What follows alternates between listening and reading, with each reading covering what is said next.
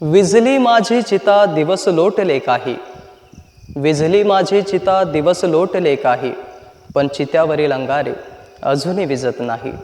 ती रात्र काळोख्याची तो आवाज रात्र किऱ्यांचा होता, ती रात्र काळोख्याची तो आवाज रात्र किऱ्यांचा होता. ती गर्दी पाहून सुद्धा मणी माझा एकांत होता. डोळ्यातील अश्रू जळत होते आणि विझत होता माझा श्वास, डोळ्यातील अश्रू जळत होते आणि विझत होता माझा श्वास.